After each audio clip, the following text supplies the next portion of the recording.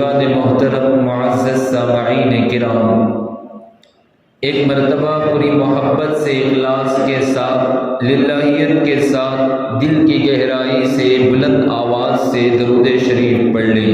اللہم صلی علی محمد کما صلیت علی ابراہیم وعلی آل ابراہیم انک حمید مجید۔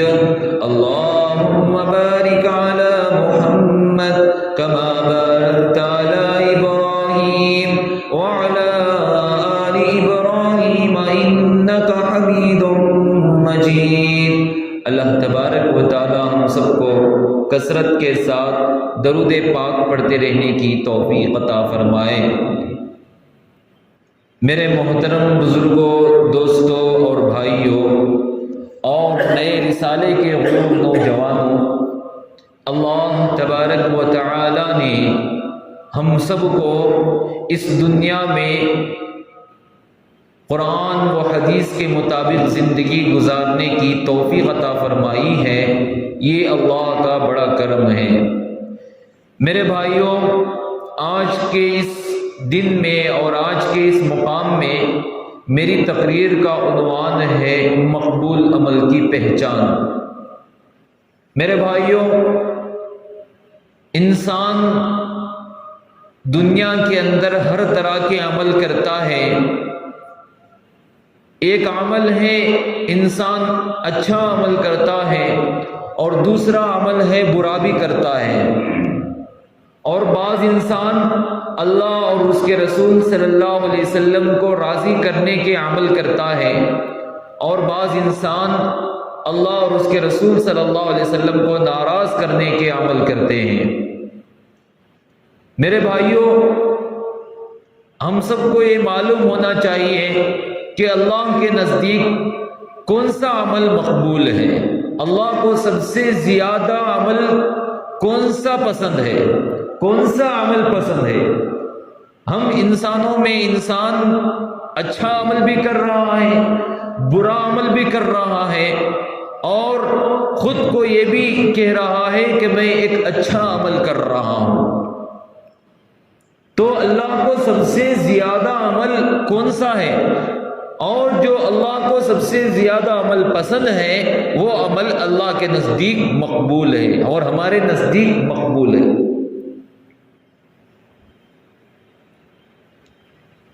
ہمارے اندر بہت سارے عمل ہیں۔ جب انسان صبح اٹھتا ہے تو بعض انسانوں کے اندر فجر پڑھنے کا ملکہ ہوتا ہے، اور بعض انسانوں کے اندر فجر کو چھوڑنے کا ملکہ ہوتا ہے۔ اب ہمیں یہ بات معلوم کرنا ہے کہ فجر جو پڑھنے والا ہے اس کا عمل صحیح ہے یا جو نہ پڑھنے والا ہے اس کا عمل صحیح ہے۔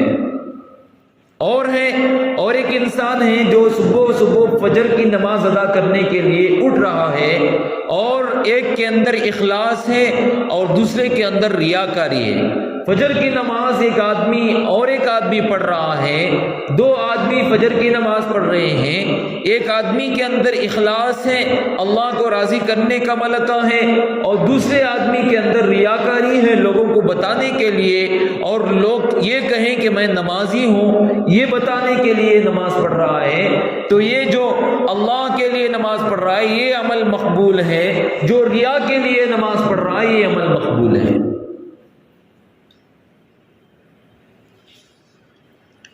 میرے بھائیوں، بزرگوں، دوستوں، اللہ کے نزدیک سب سے زیادہ اور سب سے پسندیدہ عمل کون سا ہے ہمیں یہ معلوم کرنا ہے۔ سب سے زیادہ اور پسندیدہ عمل وہی ہے جو اللہ اور اس کے رسول صلی اللہ علیہ وسلم ہم کو بتاتے ہیں۔ علماء کرام نے اس کے 3 شرائط بیان کیے۔ اس سے پہلے ایک عقیدہ، 3 چیزیں ہمارے اندر ہونی چاہیے۔ وہ سب سے پہلی جو 3 چیزیں کیا ہیں؟ سب سے پہلی چیز توحید ہے۔ کیا ہے؟ توحید ہے۔ وَمَا أُمِرُوا إِلَّا لِيَعْبُدُوا اللَّهَ مُخْلِصِينَ لَهُ الدِّينَ۔ سب سے زیادہ اور سب سے زیادہ ہمارے اندر عقائد کی ضرورت ہے جو اللہ کو پہچانتی ہے، پہچان کرواتی ہے۔ یعنی کہ میں صرف اللہ کی عبادت کے لیے پیدا کیا گیا ہوں، مجھے صرف اللہ کی عبادت کرنا ہے اور میں اللہ کا بندہ ہوں۔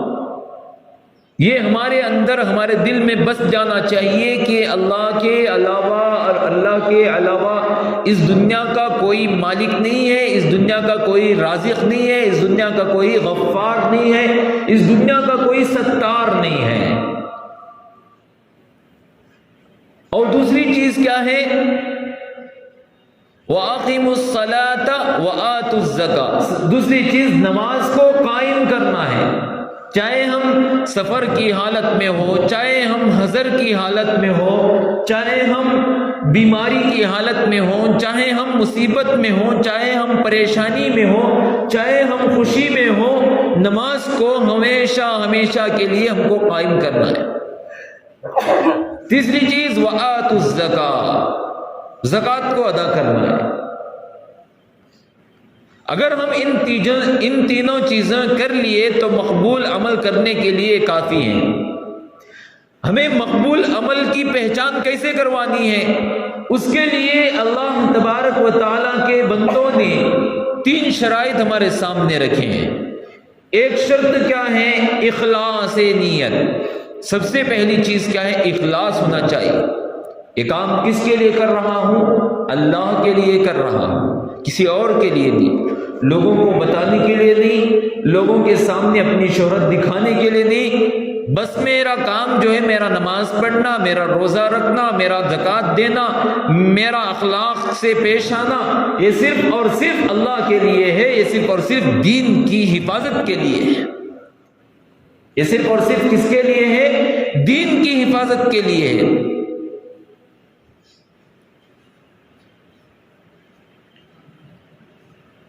اور دوسری چیز کیا آتی ہے اس میں؟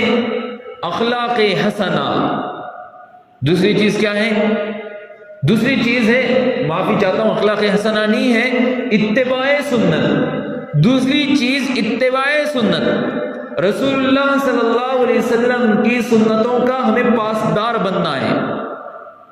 سیدھے ہاتھ میں اگر ہمارے نبی صلی اللہ علیہ وسلم کی سنتیں ہمیں اپنے ہاتھ میں رکھ کر چل رہے ہیں تو ہمیں سمجھو کہ میرا عمل مقبول ہے، میرا عمل کیا ہے؟ قبول ہے، اللہ کے لیے، اللہ کے سامنے قبول ہے۔ اور تیسری چیز کیا ہے؟ توکل، بھروسہ، اللہ کے سپرد ہو جانا۔ بھروسہ کس پر؟ بھروسہ اللہ پر، بھروسہ اللہ کے سپرد ہو جانا۔ پہلی چیز کیا ہے؟ اخلاص نیت ہے، اور دوسری چیز کیا ہے؟ اتباع سنت ہے، اور تیسری چیز کیا ہے؟ توکل ہے، بھروسہ ہے، اللہ کے سپرد ہو جانا۔ اگر یہ 3 چیزیں ہمارے اندر آ گئیں تو سمجھو کہ ہمارے سارے عمل اللہ کے نزدیک قبول ہیں۔ میرا نماز پڑھنا بھی قبول ہے، میرا روزہ رکھنا بھی قبول ہے، میرا گھر کے لیے روزی روٹی کا انتظام کرنا بھی قبول ہے، اپنے بچوں کی شادی کرانا بھی قبول ہے، اور اپنے بچوں کے ساتھ حسن سلوک کرنا بھی قبول ہے، اور اللہ کی راہ میں قربان ہو جانا بھی قبول ہے، اور حج کرنا بھی قبول ہے، زکوٰۃ دینا بھی قبول ہے، ہمارا کپڑا پہننا، کھانا کھانا، پانی پینا سب اللہ کے نزدیک قبول ہے۔ یہ 3 چیزیں ہمارے اندر آ گئیں تو ساری چیزیں اللہ کے نزدیک، ساری عبادتیں ہمارے لیے مقبول ہیں۔ اس کو کہتے ہیں مقبول عمل کی پہچان۔ میں آپ کو بتاتا چلوں مقبول عمل کی پہچان کیا ہوتی ہے۔ حضرات صحابہ کرام رضی اللہ تعالی علیہم اجمعین میں اور اللہ کے نبی صلی اللہ علیہ وسلم میں یہ چیزیں موجود تھیں، تو اسی لیے اللہ کے نبی صلی اللہ علیہ وسلم نے یہ ہمیں بتایا ہے۔ جب غزوہ بدر کا موقع آیا، پہلی جنگ تھی، اللہ کے نبی صلی اللہ علیہ وسلم نے پہلی جنگ ادا کی تھی، غزوہ بدر، اور اللہ تعالیٰ نے ان کی اخلاص کو اور ان کے اتباع سنت کو اور ان کے توکل کو دیکھ کر اللہ تبارک و تعالیٰ نے 313 آدمی کو 1000 آدمی پر بھاری کر دیا۔ 313 آدمی غزوہ بدر کے لیے نکل پڑے۔ غزوہ بدر کے لیے 313 آدمی، اور کفار مکہ کا لشکر کتنا ہے؟ 1000 کا لشکر ہے، 1000 آدمیوں کا لشکر ہے۔ یہاں پر کیا ہے؟ سب سے پہلے اللہ پر بھروسہ ہے، توکل ہے، اور نبی صلی اللہ علیہ وسلم جو کہہ رہے ہیں اسی پر صحابہ کرام عمل کر رہے ہیں، جو کہہ رہے ہیں اسی پر اکتفا کر رہے ہیں۔ اور تیسری چیز کیا ہے؟ اخلاص ہے، سب میں اخلاص ہے۔ میں جو جنگ کے لیے جا رہا ہوں، فی سبیل اللہ کے لیے جا رہا ہوں، یہ صرف اور صرف اللہ کے لیے ہے، دین کے لیے، دین کی حفاظت کے لیے ہے۔ یہ تھا صحابہ کرام رضی اللہ تعالی علیہم اجمعین کا اخلاص۔ ان کے اندر اخلاص بھی تھا، اتباع سنت بھی تھی، اور ان کے اندر توکل بھی تھا، بھروسہ بھی تھا، اللہ پر بھروسہ تھا۔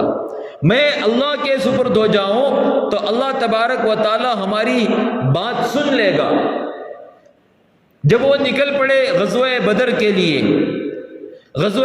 لیے، اس طرف مسلمانوں نے مکہ، مسلمانوں نے مدینہ 313 آدمی کا لشکر لے کر نکل پڑے، اور ادھر طرف 1000 آدمیوں کا لشکر ابو سفیان لے کر کے نکل پڑا۔ تو اس وقت میں ابو سفیان اور اس کے لشکر یہ سوچ رہے تھے کہ ہم مکے سے نکل پڑیں گے غزوہ بدر کے لیے، جنگ کرنے کے لیے نکل پڑیں گے، تو ہمارے بچوں پر، ہماری بیویوں پر، ہمارے گھروں پر ایک قبیلہ ہے جو سروان بن ملک کا قبیلہ ہے، وہ قبیلہ کیا کر دے گا؟ ہمارے بچوں اور بچیوں اور بیویوں پر چھاپا مار دے گا، ہم تباہ و برباد ہو جائیں گے۔ وہ یہ سوچ کر نکلنے سے مجبور ہو گیا۔ اسی وقت میں وہ سروان بن ملک جو ہے، اس کی شکل میں ایک شیطان آیا، اسی کی شکل لے کر کے وہ اپنے شیطانوں کا لشکر لے کر کے ان کے سامنے، ابو سفیان کے سامنے حاضر ہوا اور کہنے لگا۔ اللہ تبارک و تعالیٰ قرآن مجید میں اس واقعے کو بیان کرتے ہیں، کہنے لگا کہ تم پر کوئی غالب نہیں آئے گا، تم پر کوئی غالب نہیں آئے گا، تم کیا کرو؟ جنگ کے لیے نکل پڑو اور جنگ کے لیے تیار ہو جاؤ۔ اور وہ یہ کہنے لگا کہ تم اتنے گھڑ سوار موجود ہو، تمہارے پاس ہتھیار ہے، تمہارے پاس لوہا ہے، 1000 آدمی ہیں، تم کسی پر غالب نہیں آؤ گے۔ وہ تو 313 آدمی ہیں، ان کے پاس 2 گھوڑے ہیں اور 60 اونٹ ہیں، اس کے علاوہ ان کے پاس کوئی اور ہتھیار نہیں ہے، بس اتنا ہی ہے، 313 آدمی اور کوئی طاقت نہیں ہے۔ وہ 313 آدمی لے کر کے اللہ کے جنگ کے لیے تیار ہیں، فی سبیل اللہ کے لیے تیار ہیں۔ تم 1000 آدمی ہو اور 1000 کا لشکر ہے، 1000 آدمیوں کے پاس ہزاروں ہتھیار ہیں، ہزاروں گھوڑے ہیں، تم نکل پڑو۔ شیطان یہ کہہ کر کے کہنے لگا کہ تمہارے ساتھ ہم بھی مددگار ہیں، ہم بھی تمہارا ساتھ دیں گے، ہم بھی تمہارے ساتھ رہیں گے، چلو تمہارے ساتھ ہم تیار ہو کر کے جنگ کے لیے روانہ ہوتے ہیں۔ اور ان کے اندر شک و شبہات ہیں، غزوہ کفار مکہ کے اندر شک ہیں، شبہات ہیں، اور ان کے اندر ابھی بھی کمزوری موجود ہے۔ لیکن یہاں پر کیا ہے؟ 313 آدمی کا لشکر ہے، 2 گھوڑے ہیں اور کوئی ہتھیار نہیں، 60 اونٹ ہیں، ان اونٹوں پر لدا ہوا سامان بھی بہت تھوڑا سا ہے، لیکن ان کے دل میں اور ان کے دل میں اور دماغ میں یہ بات ڈالی گئی ہے کہ تم اللہ پر بھروسہ کرو، توکل کرو اور اتباع سنت پر چلو، اور تمہارے دل میں اخلاص ہو تو تمہیں سمجھو کہ کامیابی مل گئی۔ اللہ تعالیٰ نے ان تینوں چیزوں کو دیکھ کر صحابہ کرام رضی اللہ تعالیٰ علیہم اجمعین میں عظمت طاری کر دی، ہمت طاری کر دی، وہ نکل پڑے جنگ کے لیے۔ اور یہاں پر شیطان ان دونوں چیزوں میں کامیاب ہو گیا، ان کو سمجھا بجھا کر کے لے کر کے کیا کیا ہے؟ 1000 آدمی کا لشکر کے لے کر نکل پڑا۔ اور اللہ کی طرف سے دوسری مدد غزوہ بدر میں یہ آئی کہ جب دوسری طرف یہ تھا کہ اوپر کا جو حصہ تھا وہ حصہ بہت موسم سے بہت آلود تھا، اچھا موسم، بہت بہتر موسم، وہ حصہ جو ہے کفار کو مل گیا۔ وہ کیا ہو گیا؟ کفار کو مل گیا، اور نچلا حصہ مسلمانوں کے قبضے میں آیا۔ وہ ریتیلا حصہ تھا، اس میں تپتی ہوئی دھوپ تھی، اور اس کے اندر بیٹھنا بھی مشکل تھا، چلنا بھی مشکل تھا، سونا بھی مشکل تھا۔ شیطان نے صحابہ کرام کے دلوں میں یہ وسوسہ ڈال دیا کہ تم یہاں پر آئے ہو جنگ کے لیے، تمہیں یہاں سونے کے لیے بھی جگہ نہیں مل رہی ہے، تمہیں یہاں سونے کے لیے جگہ نہیں مل رہی ہے۔ تو اللہ کے نبی صلی اللہ علیہ وسلم نے دعا کی کہ اے اللہ، یہ جنگ پہلی جنگ ہے جو تیرے لیے اور تیرے دین کی حفاظت کے لیے آئی ہوئی ہے، اے اللہ تو ان کی مدد فرما۔ تو اس طرح اللہ کے نبی صلی اللہ علیہ وسلم نے دعا کی تو اللہ تعالیٰ نے بارش اس طرح کی کہ جو جگہ کفار مکہ کو ملی تھی وہ جگہ بہت کیچڑ میں تبدیل ہو گئی، سارے لوگوں کا سامان کیچڑ سے لبریز ہو گیا اور سارے لوگوں کے لیے بیٹھنا چلنا اور وہاں پر کھڑے ہونا مشکل ہو گیا، اور یہاں پر بہت ہلکی سی بارش ہوئی جس کی وجہ سے ریت تھوڑا سا بھیگ گیا اور مسلمانوں کو محسوس ہونے لگا کہ ہم سکون سے یہاں پر رہ سکتے ہیں، اور اللہ تبارک و تعالیٰ نے سارے صحابہ کرام کو وہیں پر سلا دیا، نیند کرا دی۔ اللہ کے نبی صلی اللہ علیہ وسلم دعا میں مشغول تھے، تہجد کی نماز میں مشغول تھے، اور صحابہ کرام رضی اللہ تعالیٰ علیہم اجمعین سارے آرام کرنے لگے۔ جو نیند نہیں کرنا چاہتا تھا ان کو بھی نیند آ گئی۔ یہ اللہ کی طرف سے دوسری مدد تھی۔ یہ دوسری مدد صرف اس لیے تھی، مددیں صرف اللہ تبارک و تعالیٰ نے اس لیے لائی تھی اس میں کہ ان کے اندر تین چیزیں موجود تھیں۔ غور سے سنو، اپنی زندگی کے اندر بھی یہ خصلتیں لاؤ، یہ چیزیں اپنی زندگی میں لاؤ۔ ایک چیز ہے اخلاص۔ اللہ کے نبی صلی اللہ علیہ وسلم نے کیا فرمایا؟ قیامت کا قرب ہوگا، لوگ نفسی نفسی کے عالم میں ہوں گے، کوئی اپنے اپنے گریبان میں جھانکنے کے لیے تیار نہیں ہوگا، کوئی اپنی خواہش بھی نہیں رکھے گا، دوسروں کی خواہش میں، دوسروں کو زندگی دلانے کی فکر میں اپنی زندگی کو ڈھال بنا دے گا، اپنی کوئی فکر نہیں کرے گا۔ قیامت کا قرب ہوگا، اس وقت میں وہ آدمی جو دیکھنے کے اعتبار سے اللہ کا ولی ہوگا، دیکھنے کے اعتبار سے اللہ والا ہوگا، دیکھنے کے اعتبار سے نبی صلی اللہ علیہ وسلم کی سنتوں پر عمل کرنے والا ہوگا، دیکھنے کے اعتبار سے نبی صلی اللہ علیہ وسلم کے رستے پر چلنے والا ہوگا، صحابہ کرام کے رستے پر چلنے والا ہوگا۔ لوگ یہ سمجھیں گے کہ یہ اللہ والا ہے، لوگ یہ سمجھیں گے کہ رسول اللہ صلی اللہ علیہ وسلم کا سچا اور پکا امتی ہے۔ نہیں میرے بھائیو بزرگو دوستو، قیامت کا نزدیک ایسا ہوگا کہ اس جگہ سے خشوع کو، اخلاص کو، للہیت کو اٹھا لیا جائے گا۔ وہ کپڑے صرف اس لیے پہنے گا، وہ داڑھی صرف اس لیے رکھے گا کہ لوگ مجھے دیکھیں اور مجھے کہیں کہ میں اللہ والا ہوں، مجھے کہیں کہ میں رسول اللہ صلی اللہ علیہ وسلم کا سنت پر عمل کرنے والا ہوں۔ نہیں میرے بھائیو بزرگو دوستو، اس بات کو آپ کو اپنے دل میں بٹھانا ہے۔ قیامت کا قرب اب موجود ہے، ہر طرف نبی صلی اللہ علیہ وسلم کی پیشین گوئیاں مکمل ہو رہی ہیں، ہر طرف نبی صلی اللہ علیہ وسلم کے کہے ہوئے الفاظ مکمل ہو رہے ہیں۔ ابھی تھوڑی چیزیں باقی ہیں، یاجوج ماجوج آنا باقی ہے، دجال آنا باقی ہے، حضرت عیسیٰ علیہ السلام کا ظہور ہونا باقی ہے، مہدی علیہ السلام کا آنا باقی ہے، اور اس جگہ میں ساری دنیا میں اسلام کا مٹ جانا باقی ہے۔ یہی تو مٹ رہا ہے، اسی وقت مسلمانوں کے گھروں میں بھی مٹ رہا ہے۔ جو گھر رسول اللہ صلی اللہ علیہ وسلم کی سنت پر عمل کرتے تھے ان گھروں میں بھی اسلام کو مٹایا جا رہا ہے، ان گھروں سے بھی اسلام کو دور کیا جا رہا ہے۔ میرے بھائیو اس بات کو سنو، اپنے دل میں بساؤ، صحابہ کرام رضی اللہ تعالی علیہم اجمعین کو کیسے مدد حاصل ہو رہی ہے، غزوہ بدر میں صحابہ کرام کو کیسے مدد حاصل ہو رہی ہے۔ دوسری مدد کیا تھی کہ ریت کا میدان تھا، اس وقت میں وہاں پر بیٹھنا اور سونا اور وہاں پر کھڑے ہونا بھی ان کو مشکل تھا۔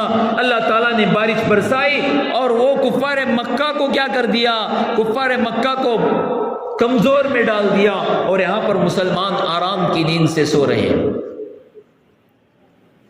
تیسری مدد کیا تھی؟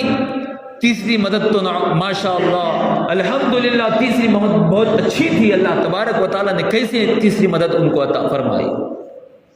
تیسری مدد تھی 313 کا لشکر تھا، اور ان کے پاس کوئی ساز و سامان نہیں لڑنے کے لیے، اور طاقتیں اتنی زیادہ مضبوط نہیں تھی لڑنے کے لیے، اور ان کے پاس ہتھیار، نیزے، تلواریں، گھوڑوں پر اس طرح سوار ہو کر کے تیزی کے ساتھ آئیں گے اور 313 صحابہ کرام رضی اللہ تعالی علیہم اجمعین کو چٹکیوں میں مٹا دیں گے۔ اتنا ان کا کانفیڈنس، اتنا ان کا بھروسہ تھا کہ وہ کفار مکہ جو ہے مسلمانوں کو مٹا دے گی، بھروسہ تھا۔ لیکن وہاں پر اللہ کے نبی صلی اللہ علیہ وسلم دعا کر رہے تھے۔ حضرت ابو بکر رضی اللہ تعالی عنہ کہنے لگے، اے اللہ کے نبی صلی اللہ علیہ وسلم، اس طرح تم دعا کیوں کر رہے ہو؟ اللہ تبارک و تعالیٰ آپ کی ضرور مدد کریں گے، اللہ تعالیٰ نے خود کہا ہے۔ تو اللہ کے نبی صلی اللہ علیہ وسلم نے کہا کہ جبریل علیہ السلام وہ میکائیل علیہ السلام اپنی قیادت میں فرشتوں کو لے کر کے کھڑے ہوئے ہیں، فرشتوں کو لے کر کے کھڑے ہوئے ہیں، ایک ٹیلے پر کھڑے ہوئے ہیں۔ جب آمنے سامنے کفار مکہ اور مسلمانان آمنے سامنے ہوئے تو دیکھا کہ حضرت جبریل علیہ السلام اور ان کے فرشتے کیا ہیں، ایک طرف صفیں بنا کر کے کھڑے ہوئے ہیں۔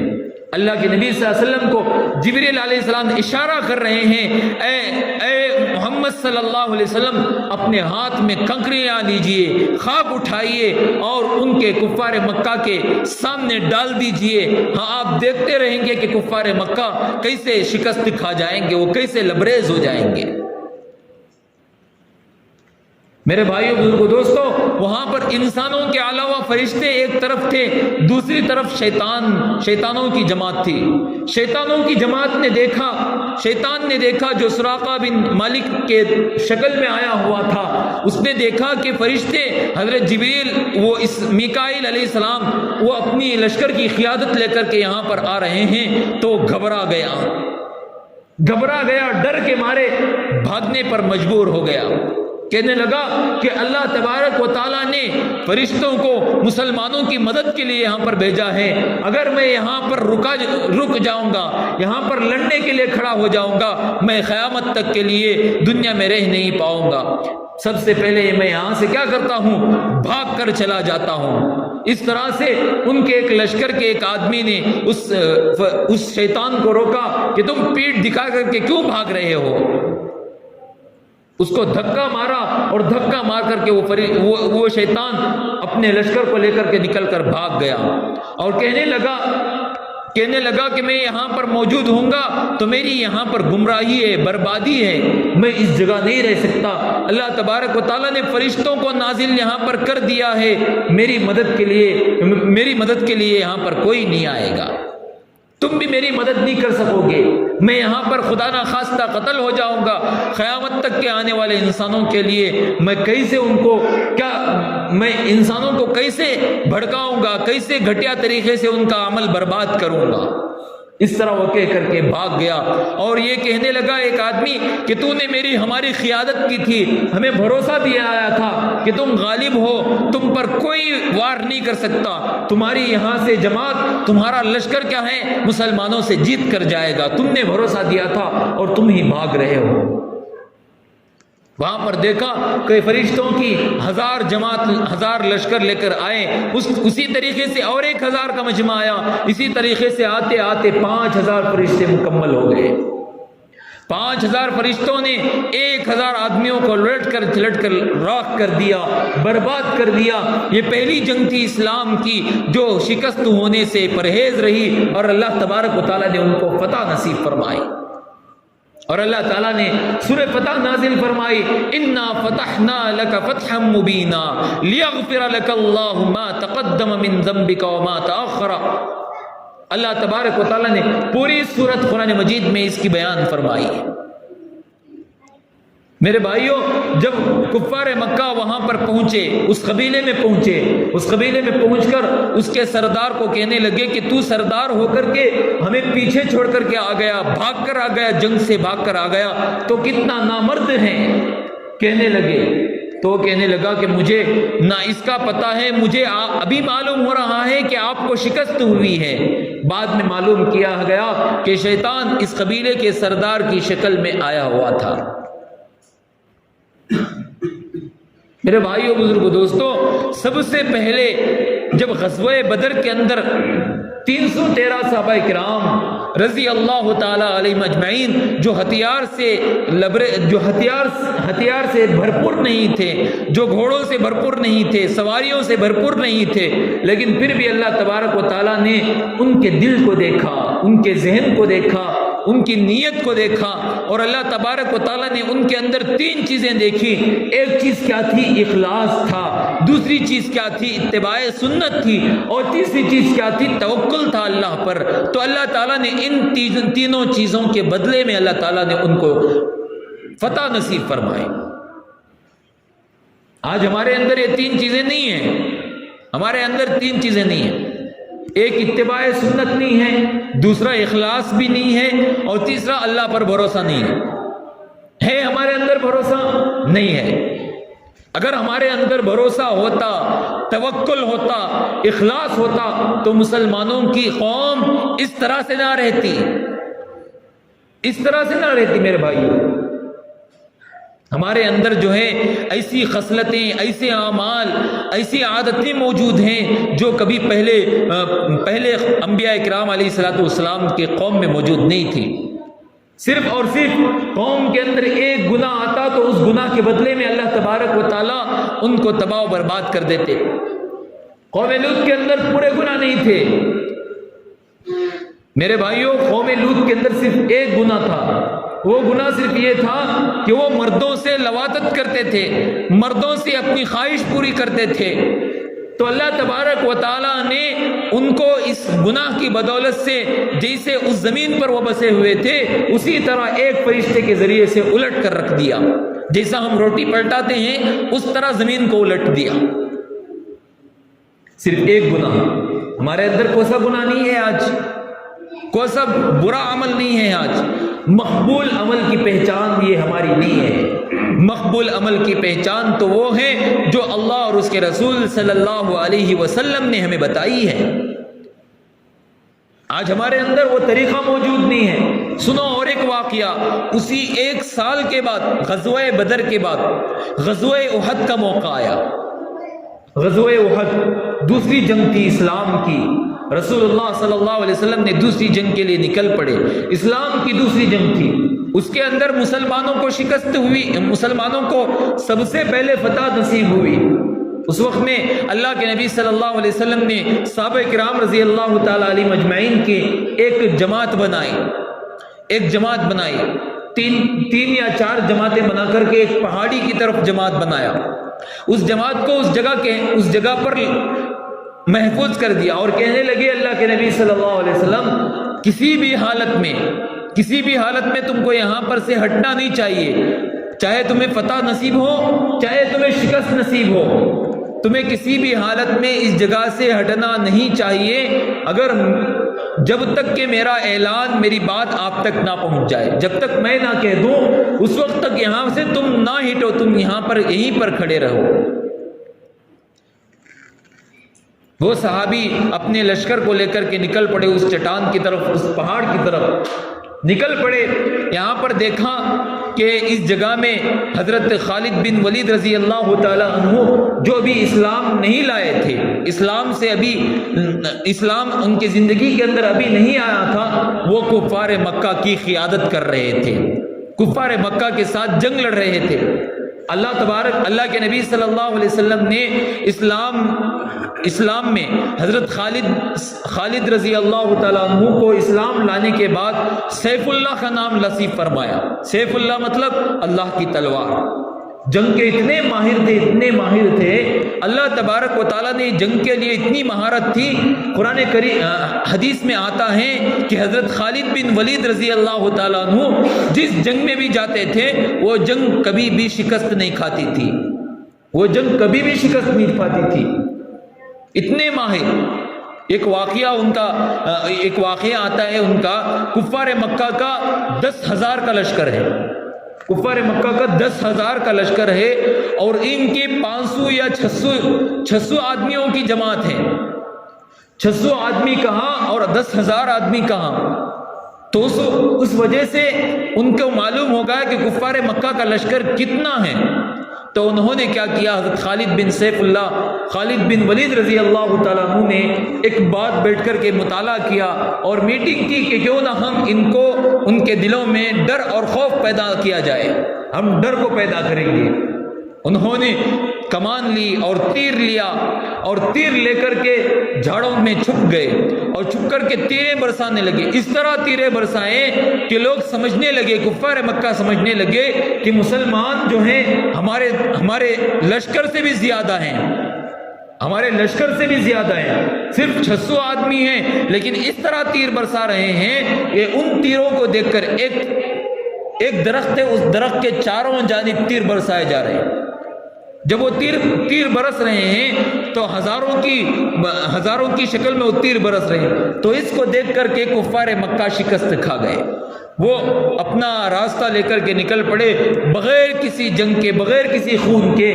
یہ جو ہے اپنی جنگ کو فتح نصیب کے فرمائے. اتنے تیز دار تھے. حضرت خالد بن ولید رضی اللہ تعالیٰ عنہ جنگ احد میں جب آئے تھے, وہ اسلام کی قیادت لے کر کے نہیں آئے تھے بلکہ وہ کفار مکہ کی قیادت لے کر کے آئے تھے. جب مسلمانوں کو فتح نصیب ہوئی تو سارے لوگ مال غنیمت کو جمع کرنے میں لگ گئے. جب دیکھا وہ اس پہاڑ کی چاٹی پر, اس پہاڑ کے چٹیل میدان پر دیکھا کہ صحابہ کرام رضی اللہ تعالیٰ علیہ مجمعین نے دیکھا کہ کفار مکہ یہاں سے دم دبا کر کے بھاگ گئے ہیں, ہم بھی کیوں نہ ہو, شکست تو وہ کھا کر کے بھاگ گئے ہیں, ہمیں تو فتح نصیب ہوئی ہے, ہم بھی کیا کریں, چلو مال غنیمت جمع کریں گے. چل دیے. 13-14 صحابہ کے علاوہ 60 صحابہ موجود تھے, سارے صحابہ چل دیے. 13 صحابہ وہاں پر موجود تھے. جب حضرت خالد بن ولید رضی اللہ تعالیٰ عنہ نے دیکھا کہ وہاں پر جب چٹیل میدان تھا, اس جگہ پر خالی میدان دیکھا تو وہاں سے کفار مکہ نے قبضہ کر لیا اور جنگ پر چھڑ گئے. تو اللہ کے نبی صلی اللہ علیہ وسلم کو اس طرح وہاں پر پیٹا گیا, مارا گیا, پتھروں سے لبریز کیا گیا اور ان کے گھوڑوں کو ان کو اس طرح مارا گیا کہ حدیث میں آتا ہے اللہ کے نبی صلی اللہ علیہ وسلم کے دندان مبارک شہید ہو گئے, اور وہ شہید ہو کر کے دندان مبارک جب ان کے زبان مبارک سے نکلے تو وہ بے ہوش ہو کر کے ایک گڑھے میں پڑ گئے. تو سارے صحابہ میں یہ بات طاری ہو گئی کہ اللہ کے نبی صلی اللہ علیہ وسلم اس دنیا سے رخصت فرما گئے, شہید ہو گئے. اب سارے صحابہ دلوں میں سوچنے لگے کہ اب اسلام کا کوئی بھی دین باقی نہیں رہا, کوئی بھی شعبہ باقی نہیں رہا, ہم اسلام کو کیسے پہچانیں گے. میرے بھائیو, بزرگو, دوستو, غلط افواہیں پھیلائی تھی. اس جگہ اللہ کے نبی صلی اللہ علیہ وسلم کے دندان مبارک شہید ہوئے تھے لیکن اللہ کے نبی صلی اللہ علیہ وسلم شہید نہیں ہوئے تھے. اب یہاں پر یہ دیکھو کہ غلطی کیا ہوئی تھی.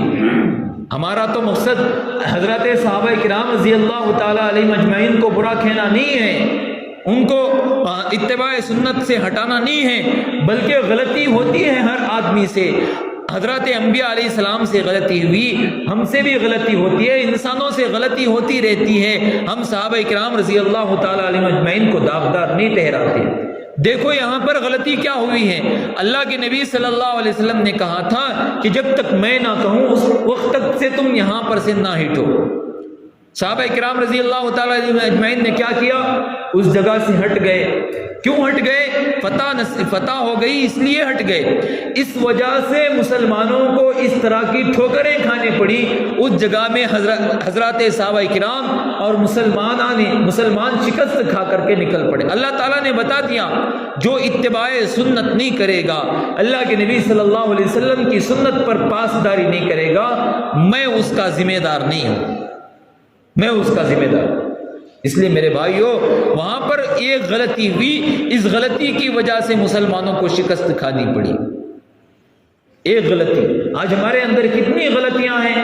کیا ہم اتباع سنت رسول اللہ صلی اللہ علیہ وسلم کی سنت پر عمل کر رہے ہیں؟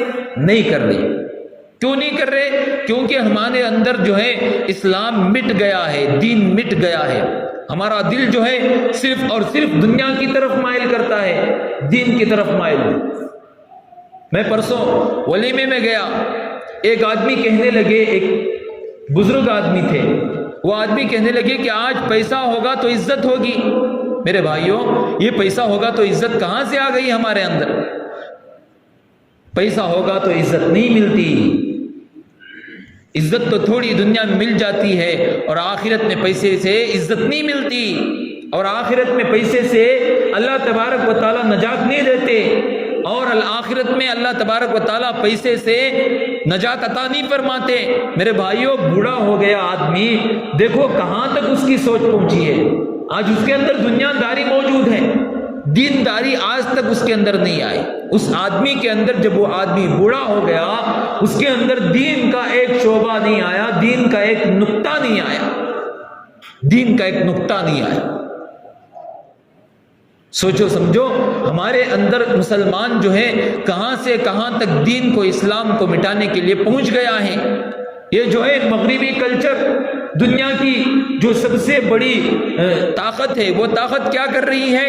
اسلام کو مٹانے کی، اسلام کو داغدار بنانے کی ہر طرح سے کوشش کر رہی ہے، ہر طرف سے کوشش کر رہی ہے کہ اسلام کے ٹھیکیداروں کو، اسلام کے پہچاننے والوں کے دلوں میں اسلام کو کیسے مٹایا جائے، ان کے اندر موجود ہے۔ میرے بھائیوں، ہمارے اندر جو ہے یہ تین چیزیں اگر آ گئیں تو سمجھو کہ ہمارا عمل مقبول ہے۔ سب سے پہلی جو چیز ہے، وہ چیز کیا ہے؟ اخلاص ہونا چاہیے، اخلاص۔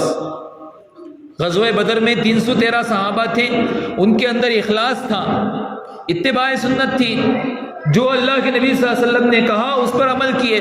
ہم ریت پر ٹہرتے ہیں، ریت جو ہے مشکلات سے لبریز تھا، اس پر ٹہرتے ہیں، اللہ کے نبی صلی اللہ علیہ وسلم نے کہا کہ ان کے سنت پر عمل کیا۔ اور توکل، اللہ پر بھروسہ تھا، اللہ کے سپرد تھا، وہ دل میں لے کر بیٹھے تھے کہ ہم صرف اور صرف اللہ کے لیے آئے ہیں، اگر شکست ہمیں نصیب ہوگی تو ہم اللہ کے راستے میں شہید ہو جائیں گے، اگر ہمیں فتح نصیب ہوگی تو ہم اللہ کے لیے، اسلام کے لیے ایک تاریخی واقعات بن جائیں گے۔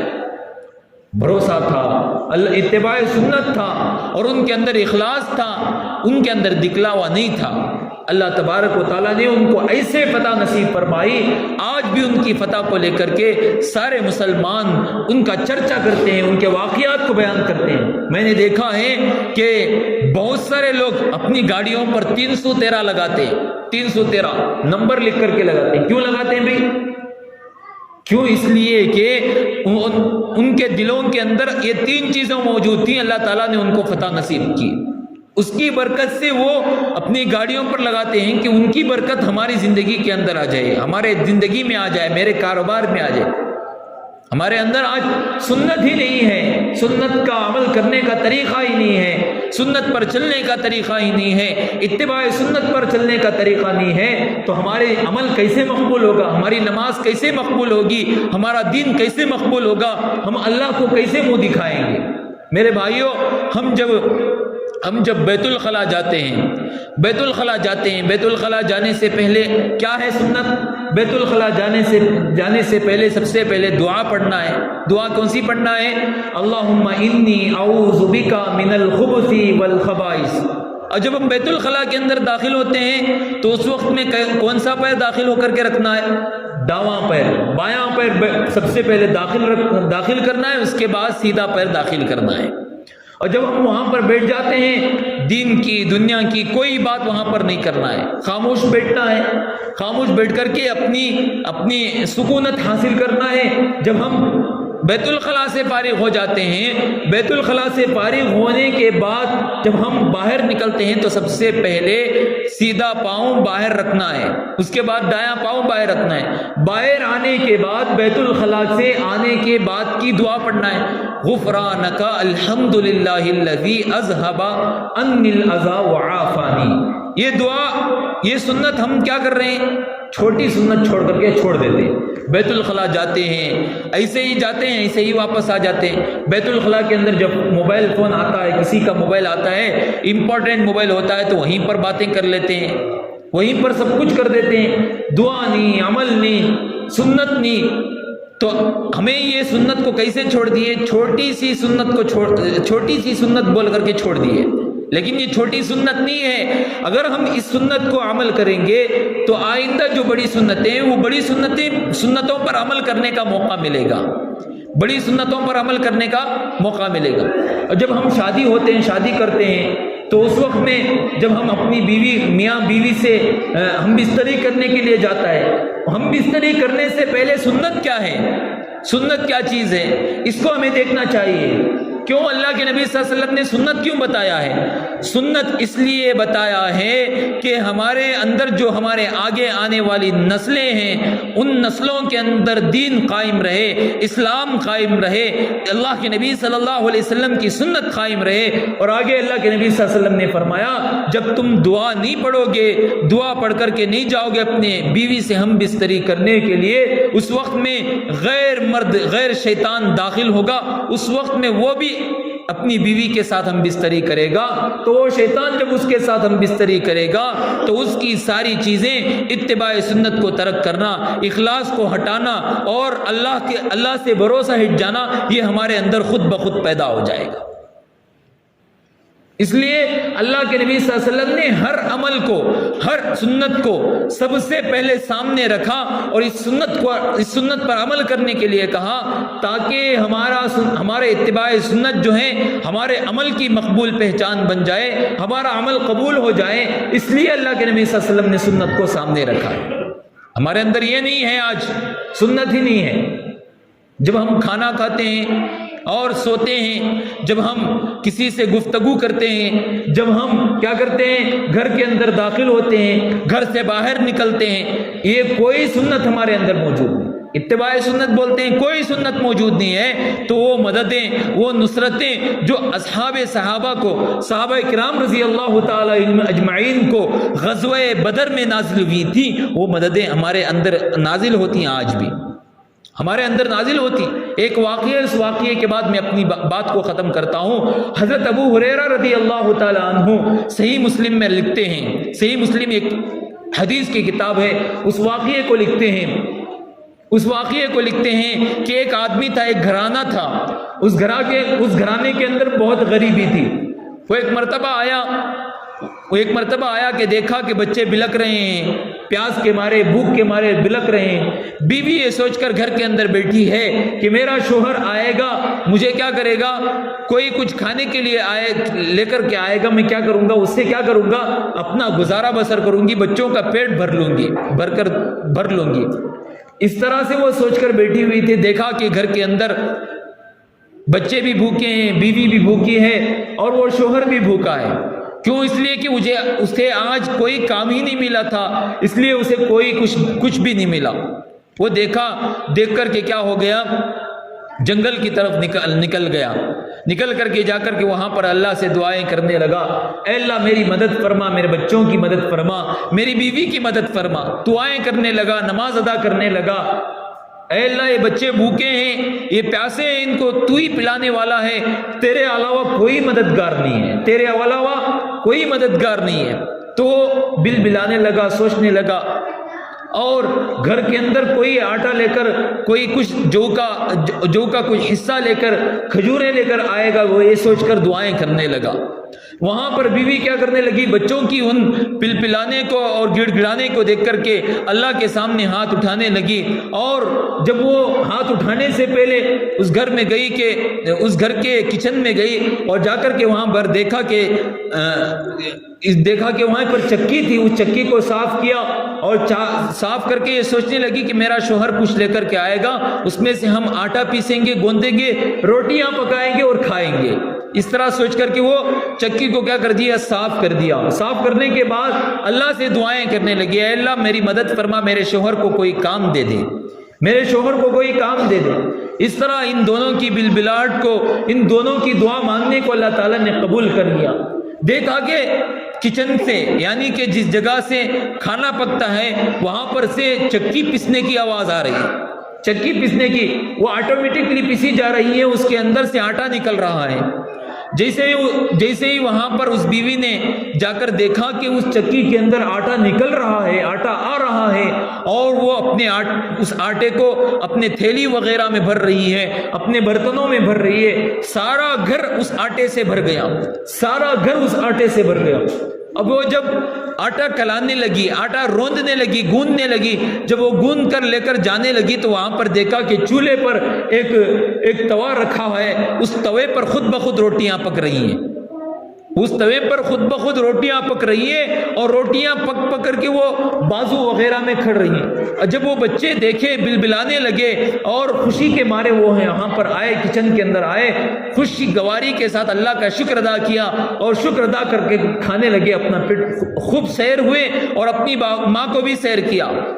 थोड़े दिनों के बाद वो शौहर आया और शौहर आकर के देखने लगा और पूछने लगा कि बीवी, तुम्हारे घर कोई आया हुआ था जौ का आटा लेकर के, कोई कुछ लेकर के आया हुआ था, इस वजह से रोटियां पकी हुई हैं, इस वजह से बच्चे खा करके खुश हैं। तो वो कहने लगी कि ये कोई आदमी लेकर के नहीं आया, बल्कि ये अल्लाह की तरफ से खुद ब खुद मदद नाजिल हुई है, ये अल्लाह की तरफ से खुद ब खुद मदद नाजिल हुई है। जाओ देखो, किचन में जाकर के देखो कि एक चक्की खुद ब खुद पिस रही है। वहां पर जाकर के देखा, आटा निकल रहा है, आटा निकलता ही जा रहा है। वो किचन जो है, खाना पकाने की जो जगह है, वो जगह जो है उस आटे से भर गई है। उस चक्की को उठा करके देखा कि वहां पर कोई दाना मौजूद नहीं, कोई आटा मौजूद नहीं है। ये वाकया अल्लाह के नबी सल्लल्लाहु अलैहि वसल्लम के सामने उनकी खिदमत में हाजिर हुआ और अल्लाह के नबी सल्लल्लाहु अलैहि वसल्लम से अर्ज किया कि अल्लाह के नबी, हमने देखा कि चक्की खुद ब खुद पिस रही है और उसके अंदर से ऑटोमेटिकली क्या हो रहा है, आटा निकल रहा है। और हमने उठा करके देखा कि उस जगह से आटा आना बंद हो गया। अल्लाह के नबी सल्लल्लाहु अलैहि वसल्लम ने कहा कि अल्लाह तबारक व तआला ने हजरत इस्माइल अलैहिस्सलातु वस्सलाम के पैरों के रोने की वजह से आबे ज़मज़म को क़यामत तक के लिए जारी कर दिया। अगर तुम इस चक्की को ऊपर ना उठाते तो क़यामत तक ये आटा आता रहता और इस आटे के जरिए से सारी दुनिया पेट भर करके खाना खा करके दुनिया में मौजूद होती। तुमने चक्की को उठा दिया, ये ऑटोमेटिकली आटा क्या हो गया, बंद हो गया।